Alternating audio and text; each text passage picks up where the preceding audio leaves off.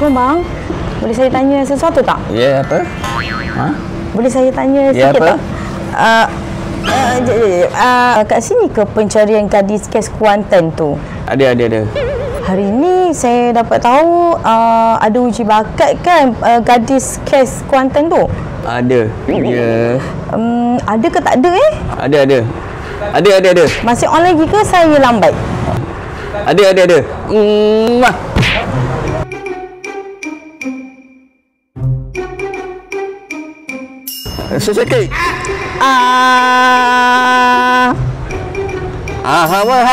Sikit. Kuat sikit. Bagus. Dah best. Kuat sikit. Aduh, kuat sikit. Aduh. Kuat sikit. Kuat sikit. Faham, lepas sikit. Aduh, kuat sikit. Bagus. Tuan Direktor, boleh saya tanya sedikit tak? Senyap. Lepas ni apa lagi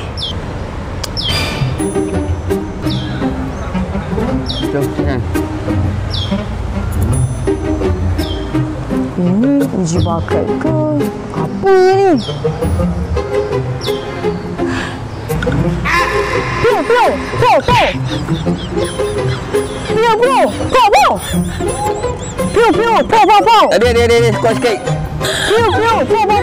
Kuat sikit. Pio. Oh, lambat. Kuat sikit. Sikit. Lambat. Pio. Pas sikit. Kuat sikit. Kuat ke? Macam mana melaku kuat sikit. Pio. Ada, kuat sikit. Pio. Kuat. Pio. Ya. Kuat.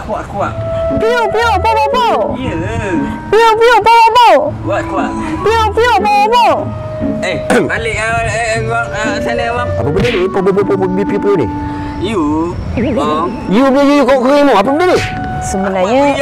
Sebenarnya saya datang nak interview yang pencarian kes yang masih Semantan tu. Oh, awak datang sini untuk interview. Dia buat apa dengan awak ni? Dia interview awak? Ya.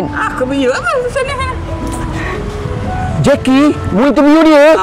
Mu buat benda kat dia ni. Ya. Aku sign bos juga. Astagfirullahalazim. Berapa lama dah ni dia test awak ni? Ush, nak dekat 2 jam lebih dah. Saya lepas tu Dah penat dah saya. Dia suruh awak jadi monyet? Lebih kurang.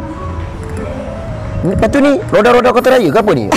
Dia suruh saya tembak-tembak. Saya mengikutlah Tuan Direktor kan. Astagfirullahalazim, Jackie. Membuat perempuan macam ni, Jackie. Ya Allah. Sebenarnya dia tu siapa?